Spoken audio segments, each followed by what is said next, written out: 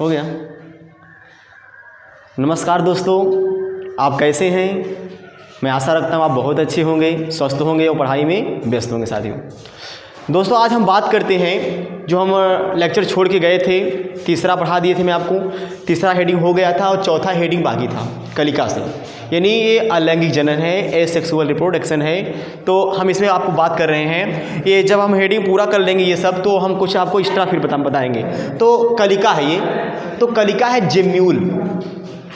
कलिका ये होता है कि जैसे कि कोई भी पार्ट वो कली से कट जाए या हट जाए या टूट जाए तो हम क्या बोलते हैं? कलिका बोलते हैं। तो जो कलिका होता है वो, जैसे कि हम बात कर रहे हैं, जैसे कि एक होता है फ्यूनेरिया। तो फ्यूनेरिया पौधा में कलिका होता है। फ्यूनेरिया क्योंकि जो फ्यूनेरिया होता है जब जड़ से निकलता है ना, तो अपने कली को डिवाइड करके वो निकल जाता है। तो अपने कली से डिवाइड करके वो निकल जाता है, तो कलिका होता है। तो कलिका में ये होता है कि जैसे मान लीजिए यहाँ पे राइजोइड्स हैं, बहुत सारे जड़ें हैं, तो इसमें से बहुत सारे प्लांट निकले हुए हैं। ठीक, अब इसमें बहुत सारे प्लांट निकले हुए हैं, तो एक नई कली यहाँ से बनी और फिर ये भी नया बनाया। ठीक है, इसको क्या बोलते हैं? कलिका बोलते हैं। तो यहाँ पे कलिका बोलते हैं। और दूसरा हम बात करें खंडी भवन, जिसे हम बोलते हैं फ्रेगमेंटेशन। हम क्या बोलते हैं? खंडी भवन, जिसे हम क्या बोलते हैं? फ्रेगमेंटेशन। ये दोस्तों ये इसमें जानते हैं, खंडी भवन जो होता है ये स्पायरोगायरा और यूलोथ्रिक्स में होता है। जो स्पायरोगायरा होता है वो सीढ़ी नुमा होता है, ऐसे सीढ़ी नुमा होता है, वो ऐसा होता है, उसके ऐसे ऐसे इस प्रकार से ये होता है स्पायरोगायरा। इसकी पूरी बॉडी इस प्रकार से होती है और बीच में जो न्यूक्लियस होते हैं वो भी क्या होते हैं? इस प्रकार से प्रेजेंट होते हैं। तो ये क्या है? स्पायरोगायरा। तो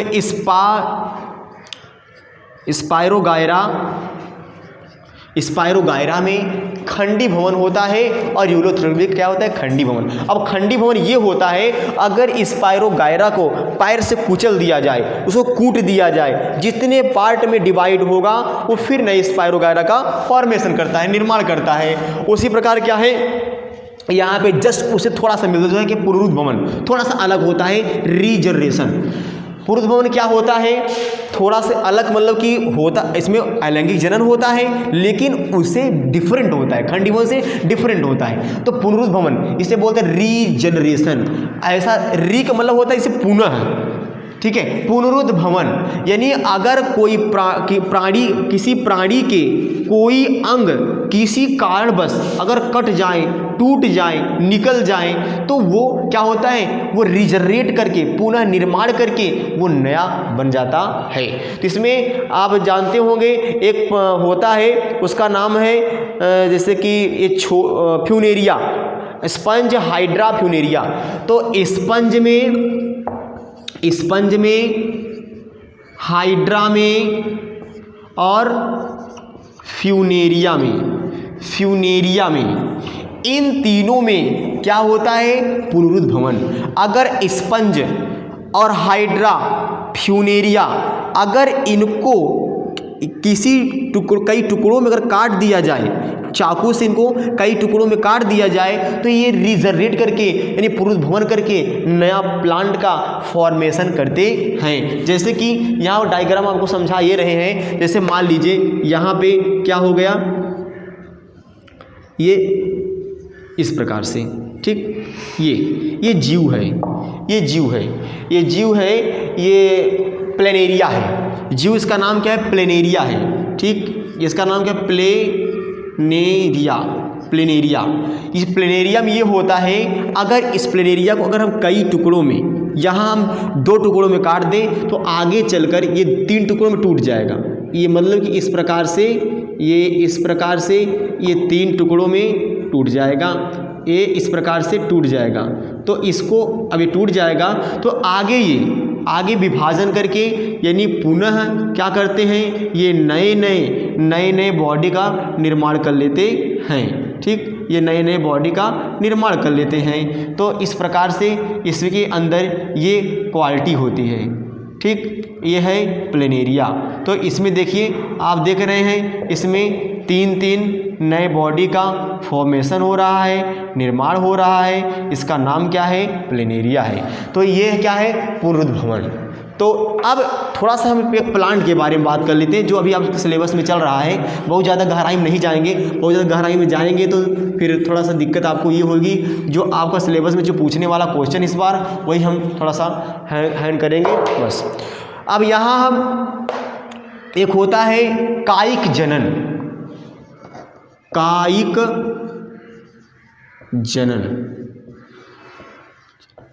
इसको बोलते हैं वेजिटेटिव रिप्रोडक्शन, वेजिटेटिव रिप्रोडक्शन, कायिक जनन। तो कायिक जनन में ये होता है कि अगर किसी पौधे को आप जानते हैं, चाहे वो क्या हो, गुलाब हो, ठीक, चाहे वो चमेली हो, ठीक, चाहे वो गन्ना हो, इन सब को बताइए काट कर आप लगा सकते हैं। इनके स्टेम को, इनके तना को काट कर, इनके किसी टुकड़े को काट कर अगर उसको दूसरे जगह ग्राफ्टिंग कर दिया जाता है, उनको अगर लगा दिया जाता है तो आगे चलकर नए गुलाब का, नए चमेली का, नए गन्ने का नया पौधा बन जाता है। तो with the help of vegetative reproduction, ये एक प्रकार का पौधों में होता है, ये जानवरों में अर्थात मनुष्यों में नहीं हो सकता है। ऐसा नहीं कि अपने अंगुली को काट कर लगा दें फिर यहाँ नया अंगुली तैयार हो जाएगी, ऐसा तो हो ही नहीं सकता है, क्योंकि ये हमारे अंदर नहीं होता है। ये क्या है, मतलब कि एसेक्सुअल रिप्रोडक्शन, ये अलैंगिक जनन है। इसलिए दोस्तों इसको हम अपने ऊपर लागू मत करिएगा, ठीक है। अपने ऊपर लागू करेंगे तो आपको दिक्कत हो जाएगी, बहुत सारा ब्लीडिंग हो जाएगा, परेशान हो जाएंगे। तो इसलिए ये सिर्फ पौधे के ऊपर है, ठीक है, ये अपने ऊपर लागू मत करिएगा, ठीक है। तो ये गुलाब हुआ, चमेली हुआ, गन्ना हुआ, इसमें क्या होता है, वेजिटेटिव रिप्रोडक्शन होता है।